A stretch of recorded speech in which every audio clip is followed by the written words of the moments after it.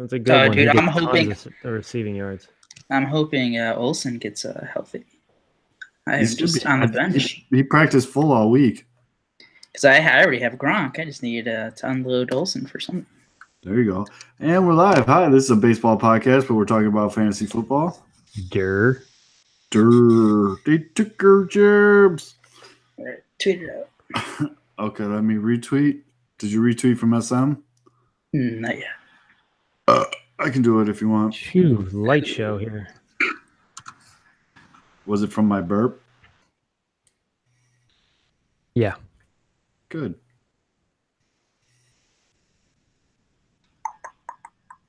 And I do want to say that I was a big advocate of Chile getting fired a couple weeks ago. We're gonna get into Chile. People think it's about the last 2 games of the season. Oh no. Oh no! Well, it was the whole damn season. I mean, all right, easy. So from Sports Mockery too. All right. Oh, Audacity, shit. Yeah. Throw that bad boy on. All right, and I am recording. All right. You guys ready? Yep. What's going on, everybody? It is Friday, October 12th, and you have found the Pinwheels and Ivy podcast. First and foremost, we want to send a big rest in peace to Chicago baseball. But again, even though it is the off season, we have tons to still talk about. It's 2018, people. Sports is 24/7, 365. It never stops. I'm your host, Matt Zawoski. They call me Zoe, and with me, as always, Aldo Soto. I mean, they're still technically playing. They have prospects in the Arizona Fall League, so that they do, and we're going to get to that. And Matanuco. That's all I get. That's all I get. I said Aldo Soto. I didn't give Aldo anything, so I was keeping it fair. That was great. That was the best introduction I've ever had. And Matanuco. You didn't even say, what's up? It was just... And Matanuco, they call him Nuke. He pulls off his see-through glasses oh so kindly. He played for the White Sox. He actually is a very good-smelling male. He is fantastic all around. Award-winning journalist. I didn't need that. I actually prefer the other way. And Matanuco. Hi. The original Mr. Philly Gritty. Yes, the original. It was Gritty before the stupid coked-out mascot. A week before. Yep. So we got a great show for you. We're going to talk. Chili Davis got fired. There's some weird Kris Bryant news going around that we're going to have to address. We're going to talk about what the White Sox should do with Jose Abreu and Avi Garcia. And then, as Aldo pointed out, there is some prospects playing in Arizona, and some White Sox prospects won some hardware this week. And then we'll bring it on home with our NLCS, ALCS picks. We're going to give Aldo a redo because his original picks came from a very dark place. So with all that being said, let's tap this keg. As always, the Pinwheels and Ivy podcast is brought to you by Sports Mockery. Check them out at sportsmockery.com. Make sure you download the app. Enable the push notifications to make sure you're getting all the latest breaking Chicago sports news right away. sportsmockery.com. Do it. All right, so I just made that up. That was pretty good, right? Did you steal Nike's slogan? I didn't say just do it. I said do it. Do it. Do it. Do it. And most importantly, ladies and gentlemen, before we get started with any baseball news, Matanuco, what is the fancy bitch drink of the week?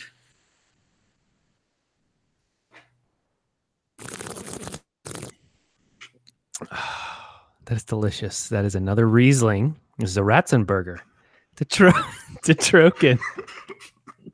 What? So you're token? No, Troken. Stroke it. It's German. Stroke it.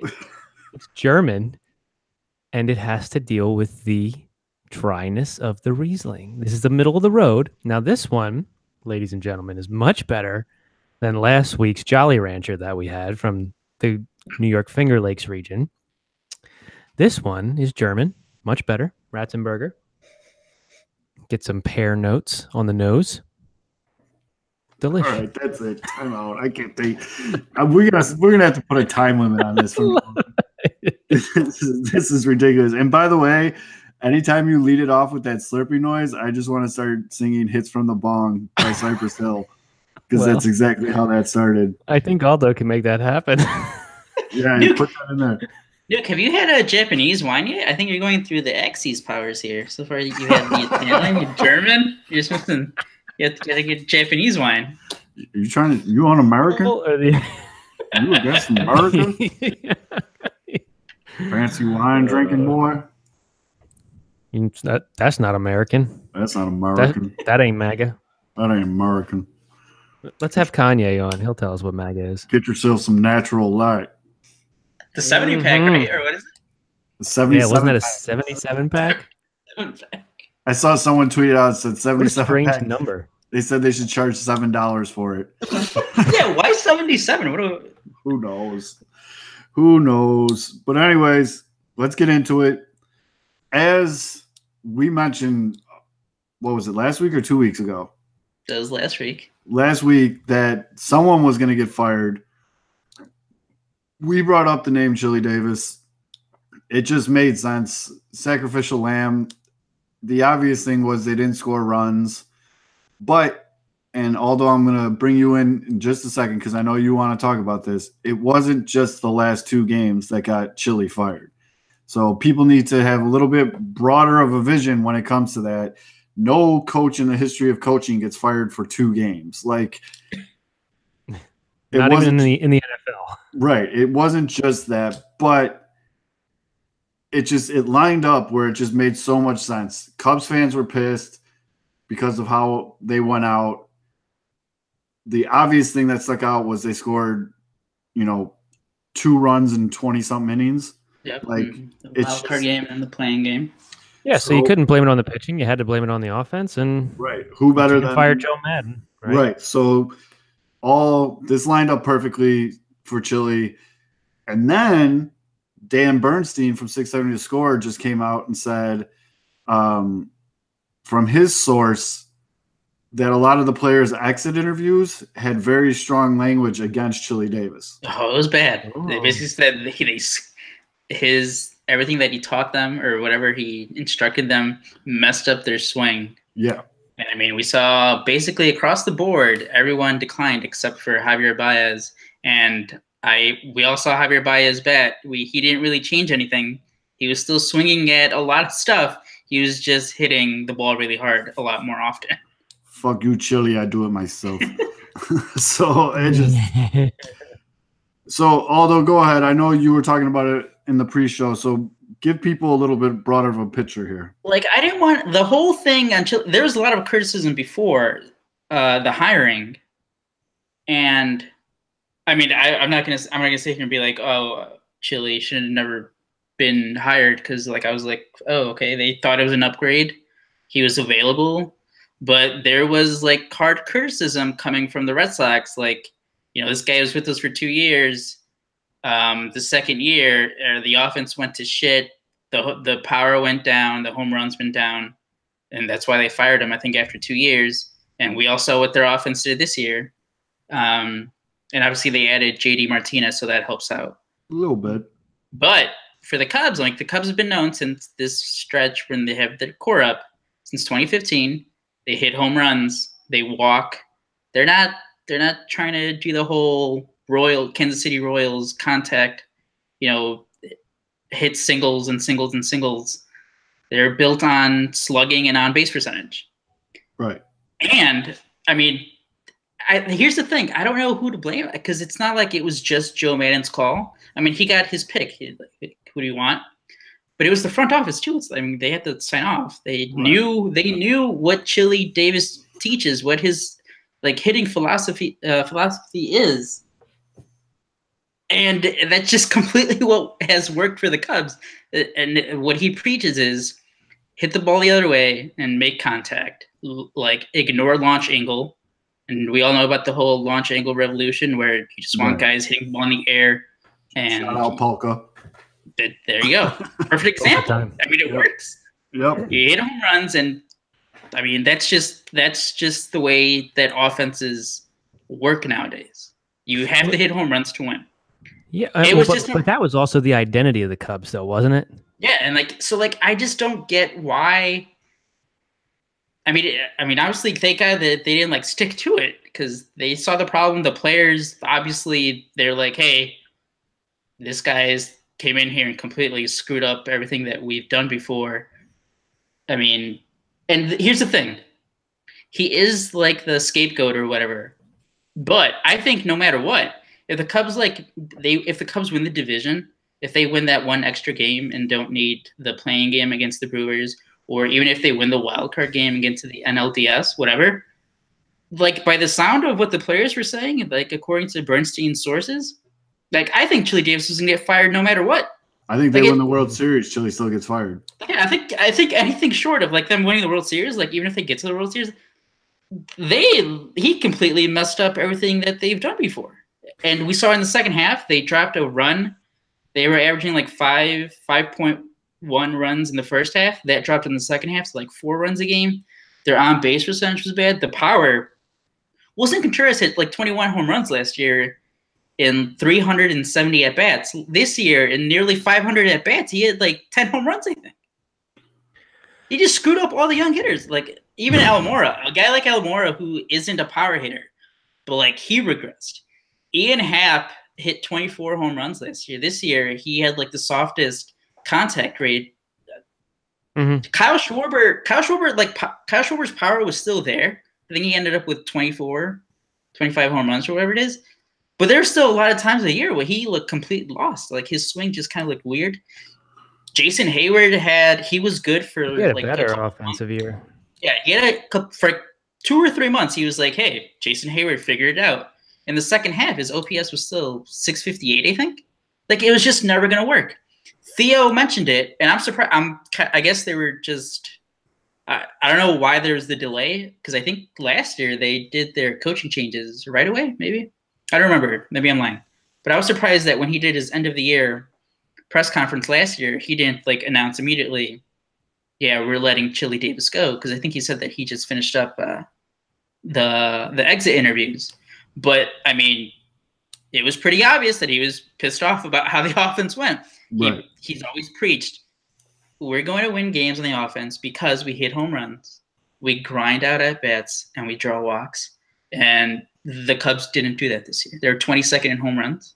That was just terrible. I mean, there was the Kris Bryant injury, but that's just one guy. Javier Baez is the only Cubs player who hit more home runs this year than last year. Not good. I mean, but yeah. I mean, I think you hit it right there with, the Cubs' identity. Their offensive identity was always kind of a slugging mentality.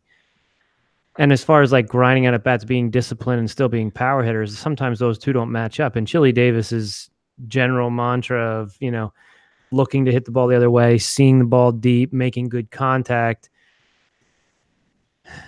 That's the general way you want to approach hitting. But if, you got to treat guys differently, specifically. Like if you look at Matt Stairs, you're not going to tell Matt Stairs to grind out at bats. You're going to jump on a fastball right away. Where did you pull that name from? Holy shit! He just got fired by the Padres. He was their hitting coach. I know. There you go. But I mean, you get an all or nothing power hitter like that, like Eric Hinsky, or I think his name's Trevor Bohr, the guy that the Phillies traded for from the Marlins. Yeah, but I mean, like you get power hitters like that, you're not going to be like, "Hey, work the count," Right? No, like, but Kris Bryant is pretty balanced. He's a pretty all good. All those guys, Rizzo, like he'll walk his good fair share. Even Kyle Schwarber, I think, led the team in walks this year. Yeah, so I wonder. I'm curious if that was kind of overplayed, just the like the level of chagrin from the players on him.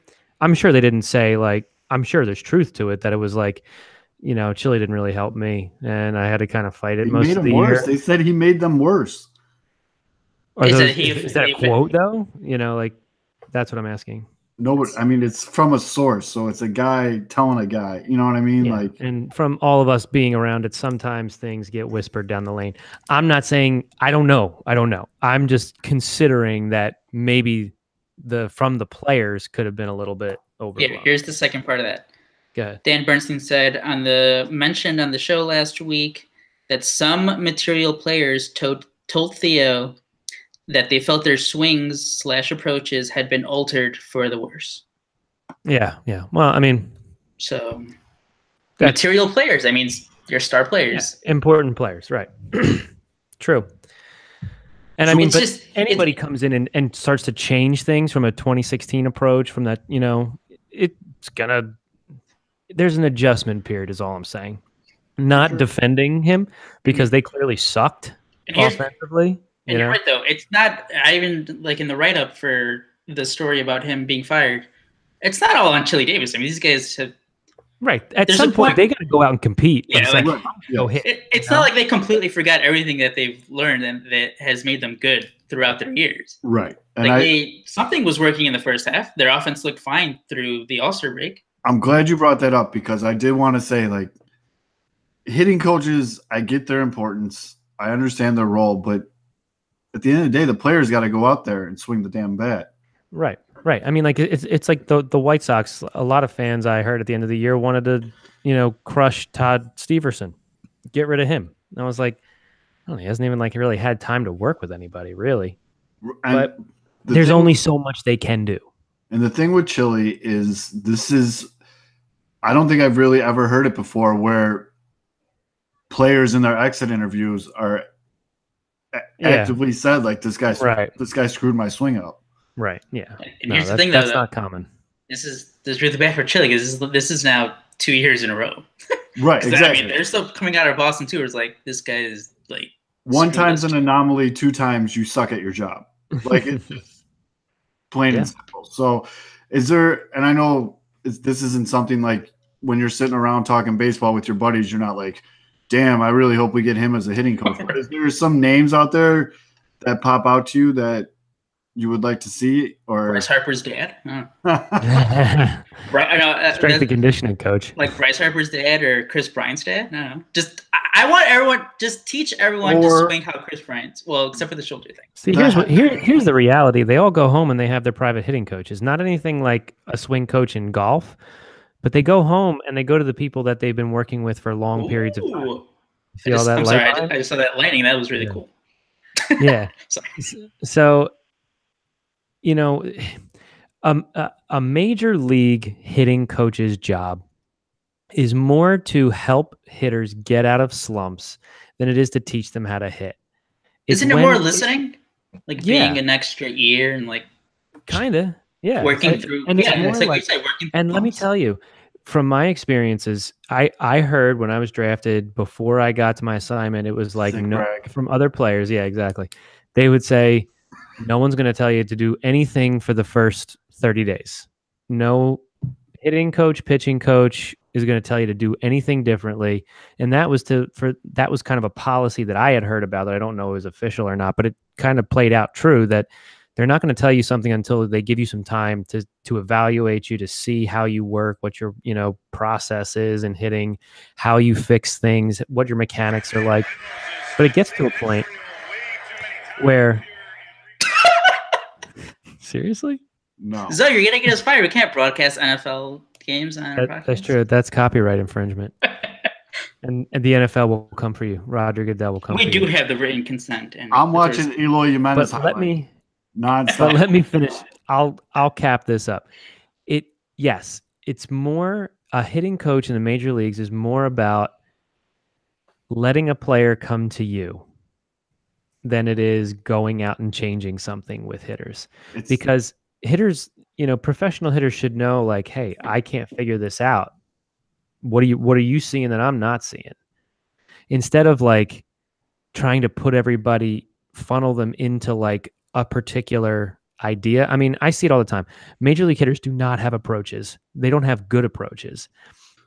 But it's also different in the major leagues because they pitch so abstractly and weird sometimes. They pitch backwards, and then they're going to pitch. It's just a different animal. But they do have to have an approach. You have to look for a fastball early, adjust to the off speed, battle with 2 strikes. That's the general idea.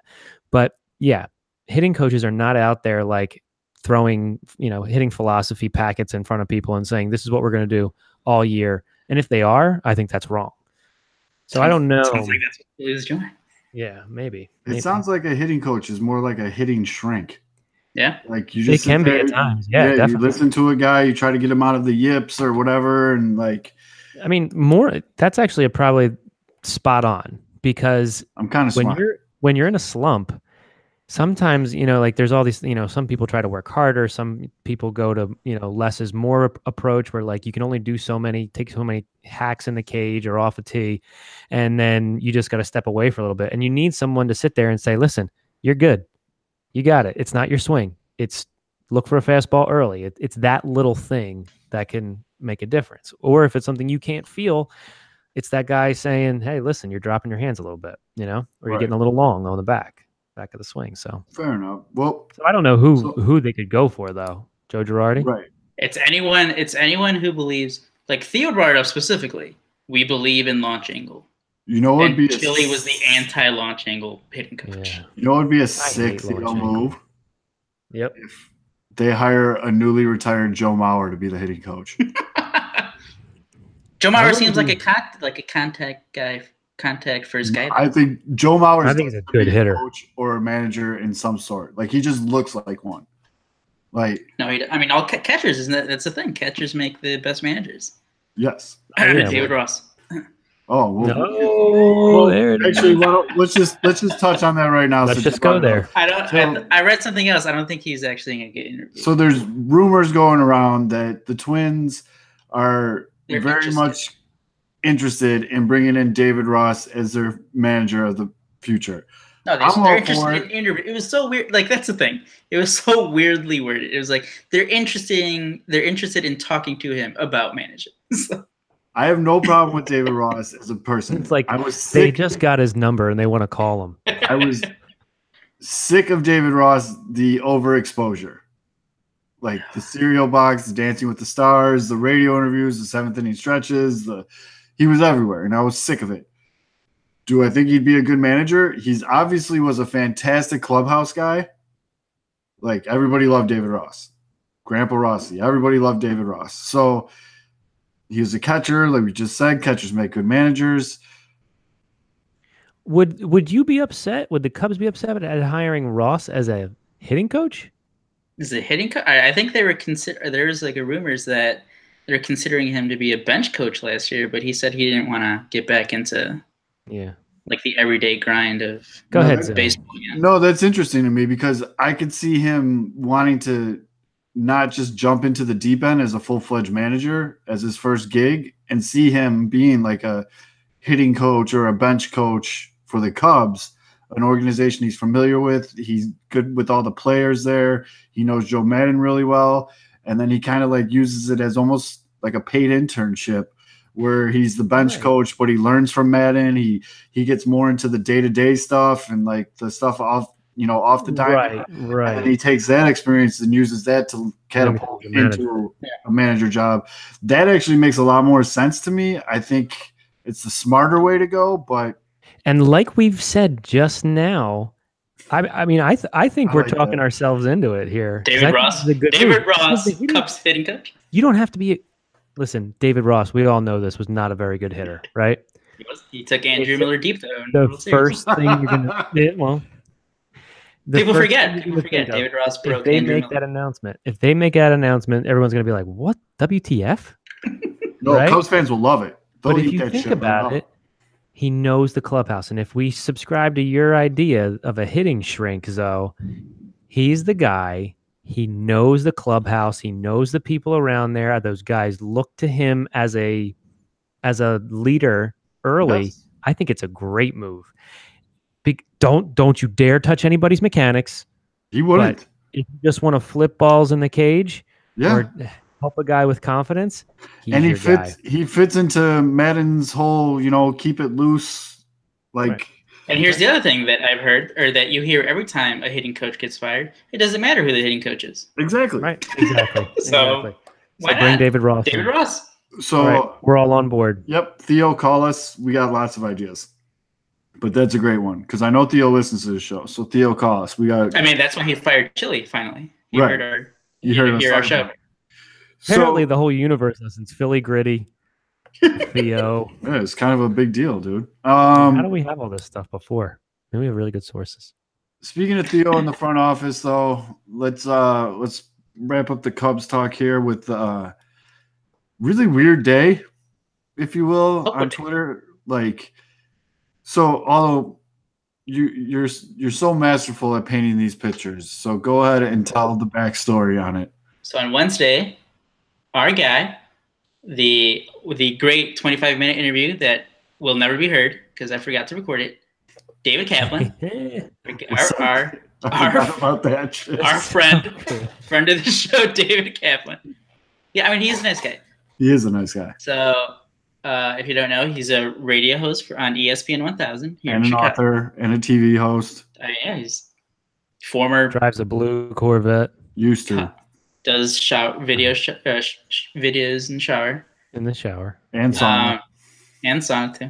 Just lots of lips in your face.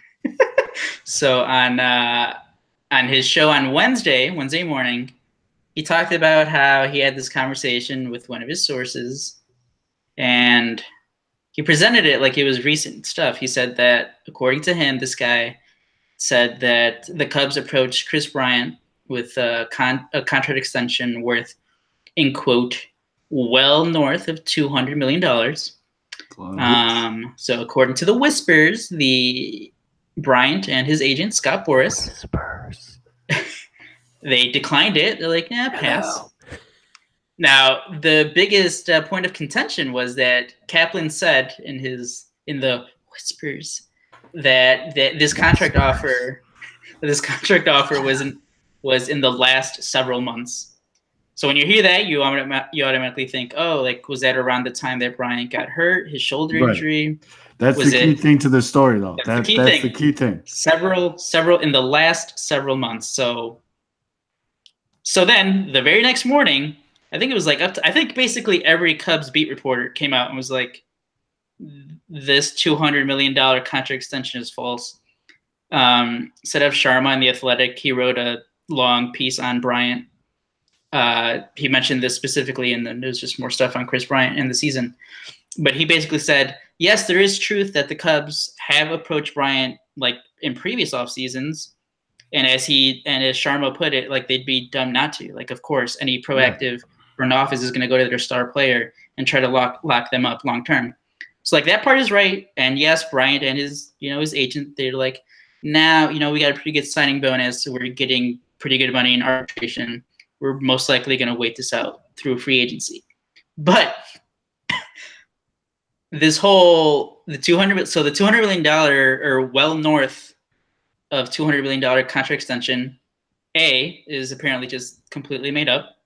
And B, this happened in the last several months is also completely made up. David Kaplan then tweeted at Sharma and was like, hey, what are you talking about? This is all the truth. Whoa. That's what Kaplan tweeted. And then they went back and forth. And basically Sharma said, well, in the podcast segment that I listened to where you reported this, you said that this contract extension happened during the last several months. And he goes, well, yeah, I did say that. That could be like the last off season. God. And then Sharma goes, that's a little bit of a stretch. And he goes, I don't think so. Like several months could be several 12. So 12 months ago. It's like, come on. Not the best day for our boy Cap. Okay, but so the big news, the big news that everyone except for me, because I mean you can tell that was kind of made up, was that the big news was obviously, Kris Bryant turned down a $200 million contract. But Kaplan went on Wednesday, he went on to have this conversation about, and this guy, this scout was telling me, well, if Bryant doesn't want to sign a long-term deal with the Cubs right now, and he's just going to hit free agency, should the Cubs trade him? And that turned into a whole thing. Yeah. And I get it happens to all of us. I do it on this show. I've done it on previous podcasts where you just start thinking out loud. We just did it for 20 minutes. Yeah, we just named David Ross the Cubs hitting coach. But but sometimes stuff like that, like he was probably just thinking, he's like, well, shit, if he turns down this contract, then you might as well get something for him. So like, I get that. Like, I'm not trying to pile on Cap. Not the best look. Definitely caught some shit for it, deservingly, and I'm sure he'll be the first one to say like, yeah, I kind of fucked that up. I mean, it's fine. Cap knows what he's doing. He got the attention. I'm pretty sure the ratings went up on Thursday's show. I mean, yeah. But so what we need to discuss is trading Kris Bryant. Nuke is all for it. I know. So let's give the right answer. Let's give the right answer first, and then we'll let Nuke talk. So you don't. The guy is 1 year off an MVP season in an injury-riddled season. He was an MVP in 2017 or 2016. Sorry, 2 years. 2 years. He did have better numbers in 2017. Multiple injuries. Yeah, he had better years in 2017 than he did his MVP season. No World Series. Yeah, because one guy wins World Series. That's why Mike Trout sucks. Yeah. So, checkmate, motherfucker. Yeah. So yes, the correct answer is no. You don't trade. You don't trade Kris Bryant. You don't trade Kris Bryant. All right, go ahead. Go ahead, Nick. No, you don't trade him. But tell me you wouldn't. If you were Theo, and you were thinking, and you got Boris that you're up against, who he's got Boris. He doesn't settle. He's Donald Trump in that way. Like, I don't get why people. The other thing is, I don't like the whole contract extension. I don't know why people were surprised that he declined it anyway. Like, he's a Boris guy, of course. I think the only guy. Yeah. I think the only guy lately who's a Boris client who signed early was Strasburg. I mean, it's different. He's a pitcher. He could have an injury, and then there goes all his money. Smart move by him because he has not been the same since that injury. But no, But do you do it? Do you do it as like? You don't do a trade. Definitely not doing a trade. But if you're Theo, if I'm Theo and I'm sitting in that GM chair, and maybe I'm going on hypotheticals here. Maybe the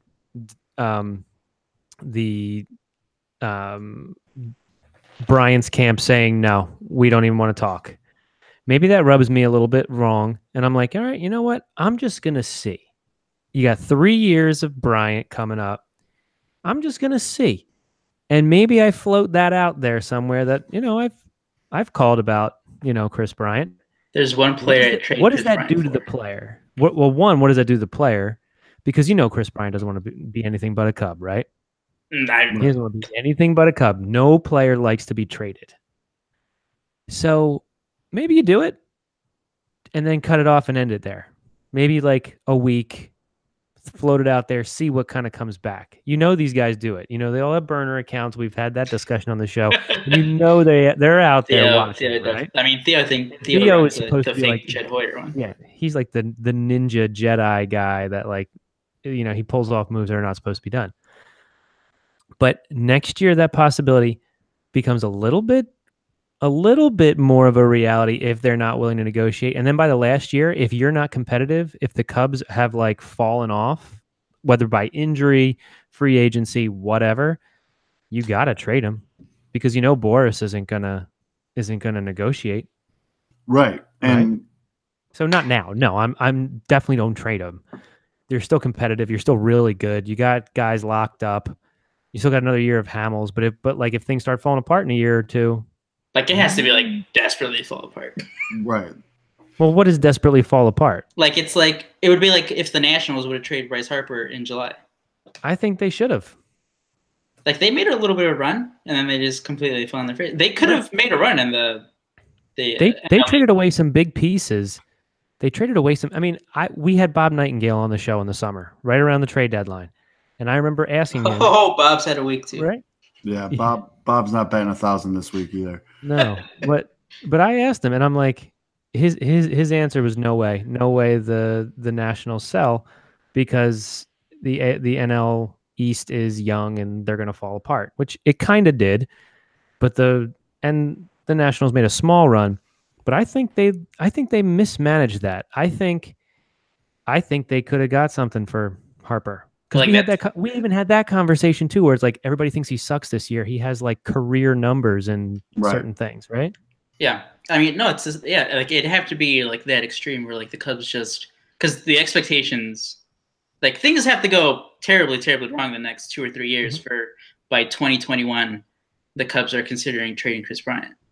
So I mean, I guess like that would be the worst case scenario, and by then you're like, well, but then you still have the option, but you can cash in. Yeah, at that point it would be like, well, why would the Cubs even sign Kris Bryant to a $350 million extension if they're bad all of a sudden? Right. So like that wouldn't even make sense too. So yeah. Or they could, and if they do it that last year and they extract maximum value knowing that they've fallen off, you still have the opportunity to sign them the following year, you know, in free agency, which you would have to do anyway.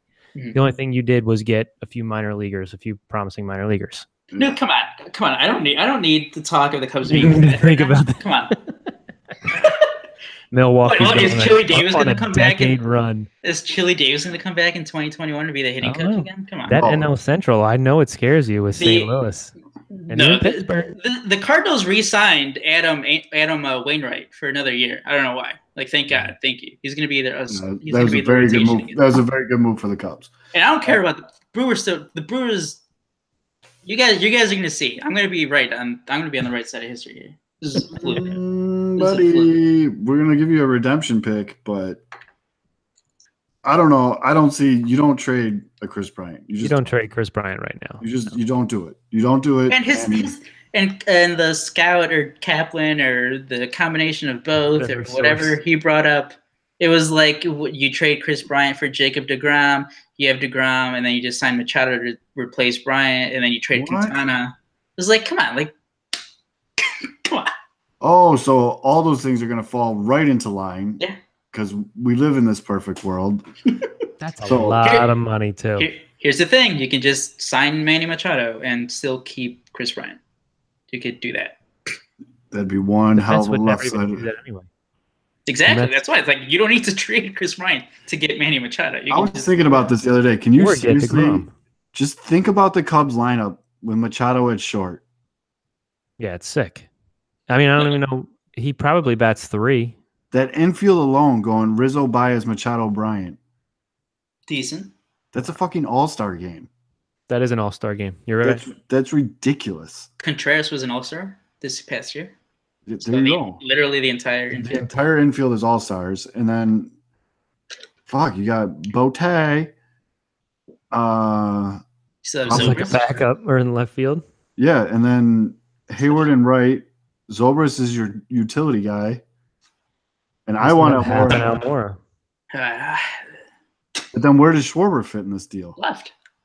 Okay. So what about your Bodie's probably off the bench. Okay. You have Bodie, La Stella. Your other outfield guy. Who wrote that Kyle Schwarber was likely going to be gone? Oh, that was Mark Gonzalez. Oh, the thing about that was also blown way out of proportion. That was just he went through like the 25-man roster, I think, or like the 40-man roster, and he just gave like a 1-sentence opinion. It's like I think this guy might be gone. Yeah. It was Kyle Schwarber was literally. I think it was just Kyle Schwarber. His power would be attracted to an AL team. It would. I mean, there's no. Yeah, but like that was his entire reasoning to why he would likely be gone. Like Schwarber would be if I'm an AL GM, Schwarber as a DH is extremely enticing. It's intriguing to me. But I would worry about that up and down that he does. Wrong word there. It's different. I wanted intriguing. Is enticing like not fit at all? No, it means appetizing. Okay, so I'm not. Interesting. Interesting would be enticing. Intriguing is more quizzical. That's why you have an English teacher as your co-host. No, that appetizing. I can't believe I just said that. But here's the thing: Kyle Schwarber missed. He had 4 at-bats in 2016 when he went down with his ACL. Right. But since his debut, he ranks 4th in home runs and walks on the Cubs, and he missed an entire year. So like they're not gonna. He's safe. He's not going anywhere. Like the Cubs have to be blown away. It has to be like a top line closer and like another pitcher. Because you also got to believe that Bodie or Bryant can fill in that role. And I think Bryant could easily, but you got to believe in Bodie if you're going to get. I'm telling you guys, I mean, it's going to be an interesting offseason Cubs because the Cubs like right now they have Ben Zobrist right now is like the starting second baseman, but he's in the final year of his contract and he's going to be 38 years old. So they need to find another guy. That's the big part. 38 years old. I bet they get Logan Forsythe Yeah. on a bargain deal. Probably 2-year deal.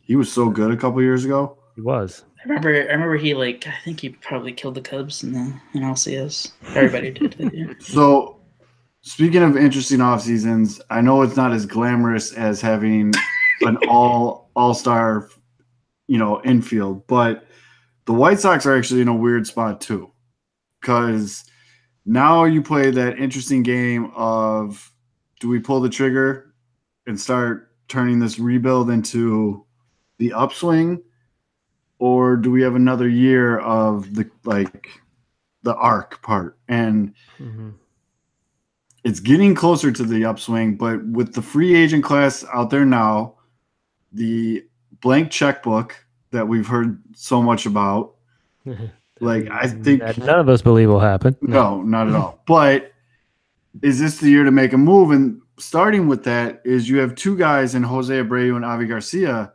who you're going to have to make decisions on. Last year of arbitration for both of them, I think. Right. And if I'm the one pulling the trigger on this, I give Jose another 2 years, Abreu. And 2 years? Yep. And I don't pick up Avi's option. I know it sucks, but you got to start making room. So you non-tender him. Correct. Yeah, because according to MLB trade rumors, they did this formula and they're pretty accurate with it, where they project every arbitration eligible player's projected salary for the next year. And I think right now they have Garcia at $8 million and Abreu at 16 million. Abreu's earned it, and I want Abreu on this team as these guys come up. He already has relationships with all these guys, and we talked about David Ross earlier. Abreu can hit way better, but it's that kind of role. You know what I mean? So I want Jose Abreu on this team for at least another 2 years. I want him to retire as a White Sox, but I want him here.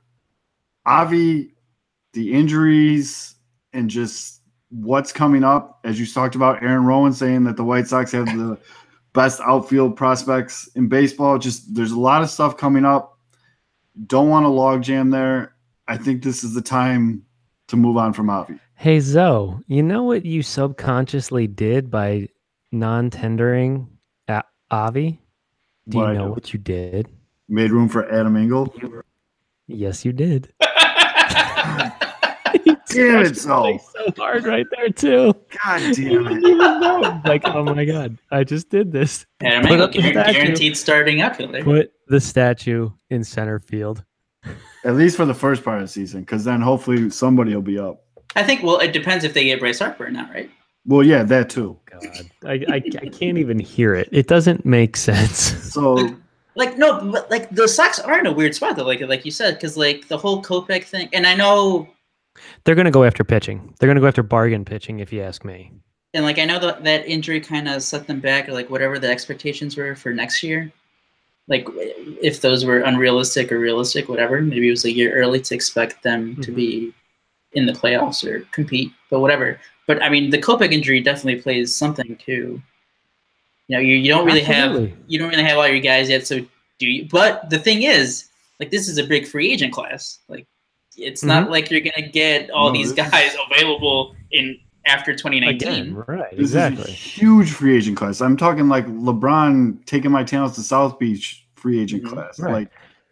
But I mean, there are, as far as pitching goes, though, I don't think as far as setting back, it's a blow that Kopech's not going to be able to pitch at all in 2019. But Dylan Cease is right there on the heels. Yes. And is almost, he'll probably do the same thing that Kopech did this year, where he'll spend the majority of his time in AAA. I think he got sped up because of the Kopech injury. And he could be, right. I think slow down. Or not slow down, but they just all right, well, we're not. Or they could just take their time and play the service time game again if they wanted. Well, we'll see what they do. If they sign Bryce Harper, Dylan Cease is pitching by the All-Star break. Well, right. But because the AL Central is an absolute debacle. Yes. It's an absolute mess. The AL Central sucks. It's Yeah. terrible. It's incredibly bad. Terrible. So they have a lot of opportunity to compete. So if like halfway through the season, they're in first and they're in first by like 5 to 10 games, and I could see them bringing up Cease. I could see them doing making a few trades. Not that they're going to make a run at it, but I think they expect to be at least second, probably like second. And that's third, not that far-fetched. No, I know. This time last year, there was no chance in hell, but not that far-fetched. No one expected, I think, as bad as them to be as bad as they were this year. No one thought 100 losses.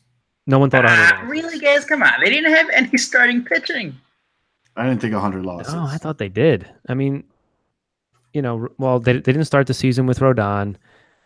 They had Miguel Gonzalez was a big blow as far as reliable and like consistently goes out there and is an average major league pitcher. We had to bring up, we had to put Dylan Covey in there again for like you hate Dylan 90% Covey of the so season. much. So much. You hate He had Dylan 6 Covey good so games, much. and everyone's like, "Is he in?" You hate like- Dylan Covey so much. Okay. All right. So I like certain beat writers that I admire all the White Sox beat writers, but there is one particular beat writer that just continues to beat the drum for Covey. Name It's a little bit names. intriguing Name that names. his sinker is so good, but he keeps getting hit. It's Who's he work for? He knows, and I mean it You know. playfully. You I know mean who it he playfully. is. I mean it playfully. He's just not a major league pitcher. All right. So second place in the AL Central in 2018 were the Twins. They won 78 games. Right. The White Sox won 62 That's games. what we're saying, though. So I'm saying, so like, can they make a 16 game improvement? Yes. Oh, easily. How many games did they lose by one run in the first half? Eloy's going to have an 18 Yeah, but that just means WAR. you're a bad team. In a bad division. I mean, it's true. I mean, you're right. The AL Central is bad. I'm so glad neither of you jumped on that. What? What did you say? What did you say about Eloy winning? What? Eloy's gonna he's I said the 20 win I player. said Eloy carries an 18 WAR. Oh my god! Holy shit! So Yeah, guys right need to there, take a Double swing double at the Major League player that Baseball. Mike Trout is. No, right God. there, that's second place. No, but I mean, I- they conceivably have 2 spots in that pitching staff too, because they're not going to bring back Right. James Fields. And Han did say, we joked about the whole they're Opening. going to have the money, and there's Machado and Harper. Right. But even like at the end of the year, he spoke with the media, and in the Sun Times they quoted him, and like he talked about that they're gonna have the ability to spend, but he mainly talked about pitching. So Right. yeah, you're right. Like, Exactly. I mean, who do you guys want? I think we talked about it a little bit last week, but like Right. let's get into who do you guys I'd have want? to pull up the free agent pitchers. I don't know. I had them. Well, I think Bumgarner might be next year, but you've got like Kershaw's a big name, but he has an opt out. That's an opt out. Let's see. Starting pitchers. Here it is. What is this? Alex Keuchel. Here we go. I think so. There's Keuchel, Morton, Corbin is the big name. Price. Yep. Cole Hamels, but he has a player option. Cole Hamels Or team coming back to the option. Cubs, guys. Jay Happ, pass. Charlie Morton, pass. David Price, pass. CC Sabathia, gonna retire. Gio Gonzalez. Yeah, I could see him 30. coming back. He's spent time with the White Sox before. Oh, I fuck. could see him coming in. Fuck. What? Matt Harvey's on this list. Oh, they're gonna get him. They're totally gonna sign Matt Harvey. Derek Collins available again. They're totally gonna sign Matt Harvey. Damn it. Why don't you want Matt Harvey? He's okay with the Reds. Fuck out of here. Oh, there's Jaime Garcia, Francisco Liriano. Bartolo Colon, Yeah. the return, the three-peat of Big Actually, Sexy. Drew Pomerantz. I mean, these aren't huge names. So what do you think? Do you guys think they're gonna go for like a star pitcher or like just a couple depth veteran guys? I think they throw out the money. Like a bridge guys. I mean, like a bridge. No, I could- Cease and Kopech coming. I back. could see- Right. I could see Keuchel being the splash. Yeah, yeah. I could see them going crazy on Keuchel. If for some 3.6. reason, yeah, if for some godforsaken reason Clayton Kershaw decides that he wants to hit the free agent He's market, never then leaving the Dodgers, do that too. especially if they make it to the I World agree with Series you. this year. I agree with you. But yeah, no, I could see him going. I think you make a run at Keuchel. Absolutely, absolutely make a run at Keuchel. Yeah, I could see it, and just deep down, I feel I really I'm not saying Bryce Harper, I'm not saying Manny. I think they're going to get a player, like someone worth a shit. Pollock. Season. It could be Pollock, and I mean, you even got the Diamondbacks talking about they want to trade. What's his name? Goldschmidt. Goldschmidt. Yeah, but didn't they come from Bob Nightingale? No, but a lot of people. A lot of people on the show. A lot of people confirmed it. Oh well, here's the thing. I think don't they have? Oh, I guess that's different. I don't think the White Sox would trade for him, but I mean, I guess Adam Jones would be such a White Sox signing. Adam Jones. No, is it McCutchen on this show? Is it McCutchen Adam Jones is a good pick. Center fielders that are available: Pollock, Martin, Adam Jones, Raji Davis, and Austin Jackson. So maybe not. McCutchen's a free agent. Oh, he is? Yes. That seems like a Sox move, no? No, more Adam Jones. Adam Jones really feels like a Sox move. Adam Jones really here's the White Sox offseason. Adam Jones, Matt Harvey, and Dallas Keuchel. What about Nelson Cruz? Take over the DH duties? Yeah, dude, we got like 10 DHs. We don't need another DH. No, we have Matt Davidson, who's not a DH. And we got Polka. We already established that Polka platoons and right. I think they need to turn Polka into a first baseman and platoon it with Abreu. Well, I don't disagree with you there. Lefty righty, don't hate it. I feel like that's how you're going to get the most out of his career. But let's pull this one off.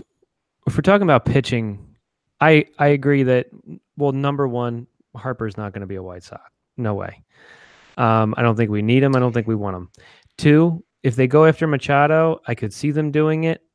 Honestly, I give it a 50-50 shot, and I'm probably a little bit less optimistic than that on him actually coming through and us actually giving him the money. I have a question about before you go on. I have one question about Machado. Mm-hmm. So I think he's like eased off his demand about wanting to play shortstop, but I think he like brought up how like I want to play shortstop. But let's just say he's like, okay, Rick Hahn, I'll sign.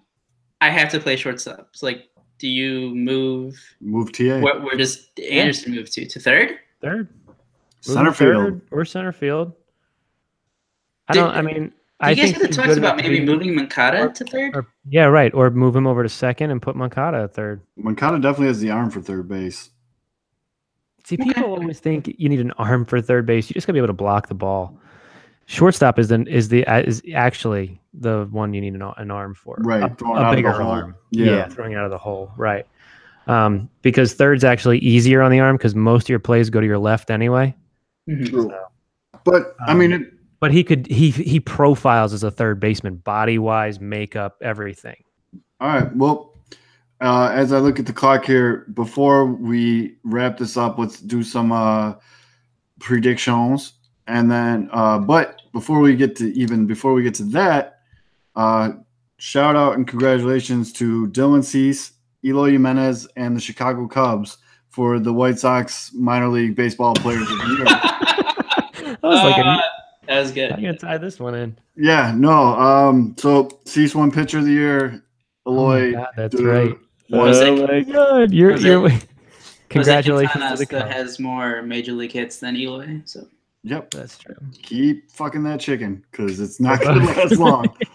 They're both going to be busts. Yep, not going to last long. But, I mean, that was kind of a no-brainer, but it is kind of funny that they both came from the Cubs trade for Quintana.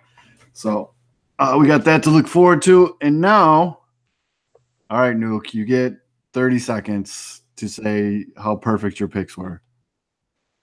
You're welcome. Got in 1,000.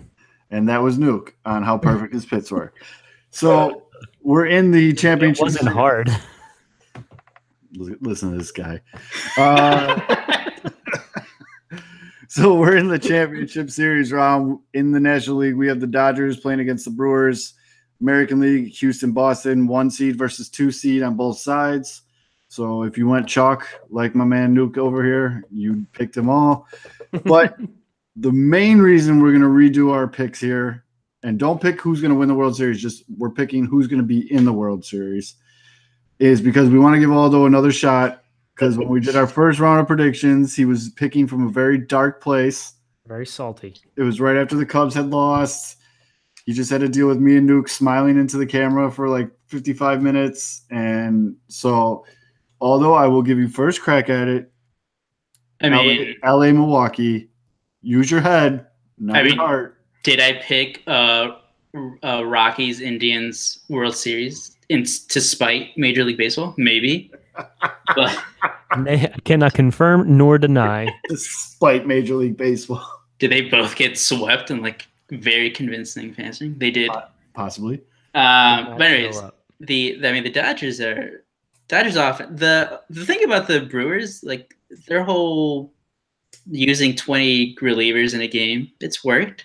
But the Rockies offense, as the Cubs saw in the wild card game, the Rockies offense sucks. The Cubs offense sucked for like the last 3 months of the year. So, I mean, it's me, Aldo Soto, Dodgers fan. Dodgers over the Brewers. They haven't faced the Dodgers offense is relentless. The Brewers haven't faced this good of an offense in a while. So all right, Nuke, perfect record, Nuke. Who you got winning that series? I'm going LA. Going with my original pick. I agree with you, Aldo, on that. I don't know how long. I mean, that pitching staff going with like bullpen by committee or starting pitcher by committee. Like, I have to give them credit; they've gotten this far, but it can be super effective. But if they get tired, they're done. It's not only that; they've been effective. They're off.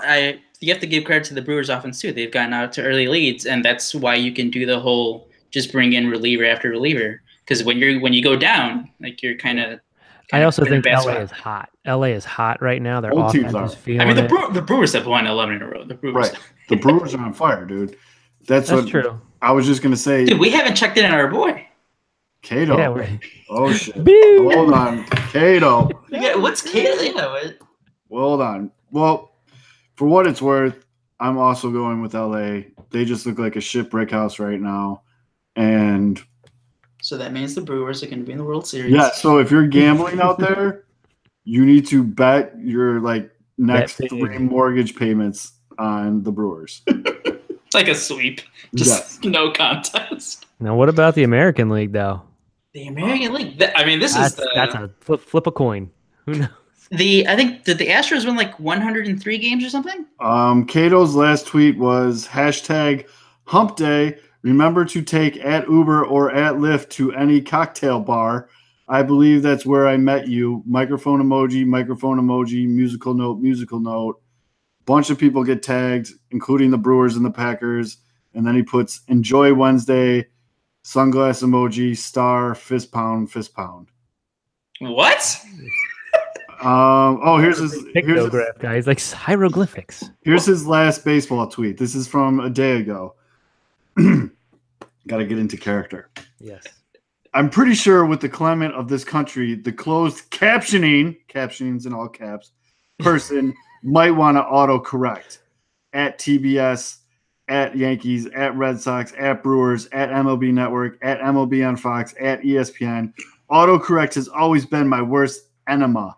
Because there's going to be enemy, but he's making fun of autocorrect, so he wrote enema. #Janet Jackson, #wardrobe malfunction. What? Wait, what? How did that start? It comes in because he has a screenshot of the Yankees Red Sox game where the closed captioning reads Tit comes flying. And Tit comes flying. So Cato, doing it for the kids, is upset that the closed captioning guy put Tit. So I think you and Cato speak the same language, though. Is Cato like 75 years old? Who's using closed captioning watching a baseball game? And then his last tweet before that was, no bull, that's me, Senor Cato, about to be, quote, rammed by a bull, in bulls in all caps lock. TV segment in hashtag Mexico on different cultures. It hurt getting hit. I'm much better at Red Bull and at Tito's Vodka. That kind of hurts too. Zing. Hashtag Taco rammed by a Tuesday. bull. That didn't sound. Hashtag Taco Tuesday. Hashtag Taco. At Taco Bell, at Wizard World, at CBS Big Brother, at Brewers, at Chipotle, at Instagram. Guys, you know what I just realized? Can we get off Kato? I don't think we've ever seen Kato and Zoe in the same room at the same time. If the glove don't fit, you must acquit. All right. So let's go to the American League. Who? No, I was gonna say the Astros won 103 games. Mhm. They swept the Indians. That series was never close. They're the defending World Series champions, and no one cares about them. No. I'm gonna have a rematch. Houston against LA again. All right. Nope. Houston, LA. Yeah. That was my original pick. You But- staying with it? I am pitching staff. Oh man, look at these pitching matchups. If David Price could get his shit together, I don't He's think so he bad can in the though. playoffs. you've That is got so weird. So bad in the playoffs. I don't believe in the whole Len Casper, the Cubs play-by-play guy. He's big on the whole. The guys just go. It's random. Like you can just go through a slump, and it just happens to be October. It's like he's against the whole clutch thing. I kind of agree with that too. But David Yeah. Price has something where there he just is turns into a mental terrible pitcher block. in the postseason. It's terrible. And especially against the Yankees. My friend, Yankees fan, texts me every single time that Price pitches against the Yankees. And he's like, can't wait to get a win tonight. And literally it happens. But I you think got Boston. Verlander.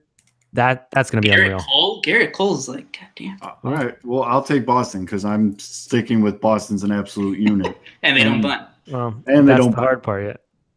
But can we Sal talk Porcello. Anyway, go real ahead. quick? And Barstool Sports kind of highlighted this too, but I'm convinced someone at Fox Sports during the Red Sox Yankee series job was to find the douchiest Yankees fan in the crowd possible and put the camera on him. Isn't that just New York? But it was fantastic. It's like when you know how when you watch the NFL games on Sunday, there seems like there's a camera guy whose job is to find the woman in the low cut shirt. Yeah. Yeah. I feel like and the Cubs they do the bleacher scan. But I feel like there was someone working at Fox that it was their job to just find the most douchebag Yankees fan and put him on TV. Because there was no coincidence, dude. They did 10 in a row. It was fucking hilarious. The dude with the triangle soul patch under his bottom lip, the guy with the frosted tips, the one super white dude that had an NWA hat on. It was fantastic, dude. They just found them all. It was hilarious.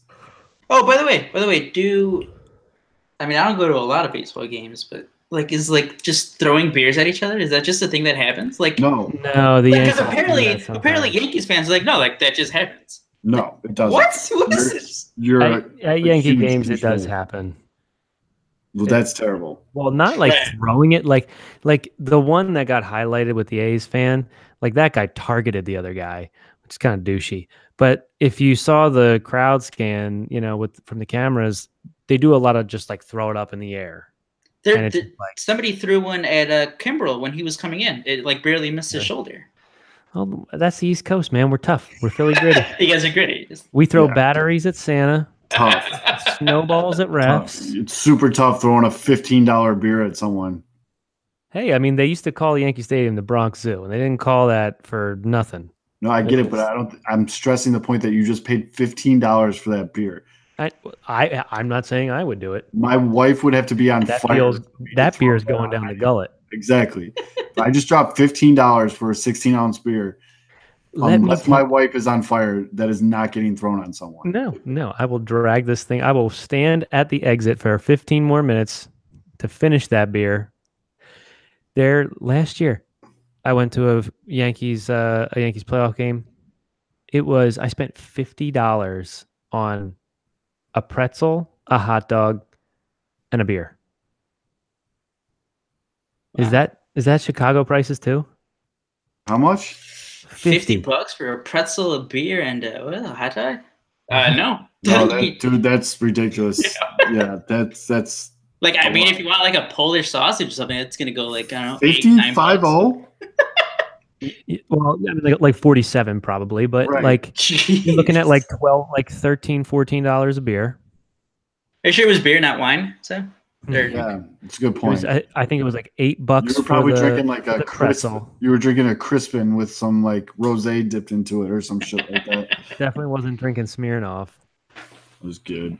The frosé. That's just New York prices. Yeah. And I think I did.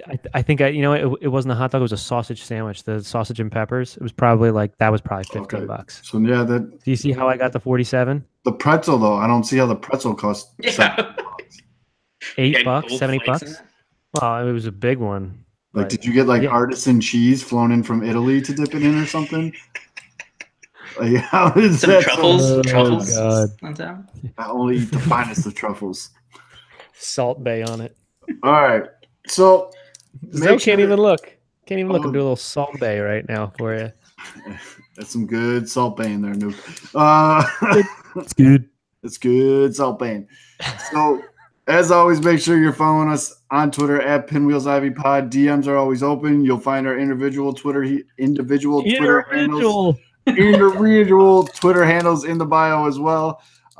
Make sure you're sending us topics for the show as we're going to keep rolling all off season. As you can see, there's always news, or we'll just talk about fancy bitch drinks. So we'll just get a little weird. We'll talk about Kato Kalin. But yeah, make sure you're doing it. Follow us on the Twitters. And so for Matanuco, Aldo Soto, I'm Matt Sawatsky. They call me Zoe. And remember, there's no fighting in the bleachers. Take care, everybody.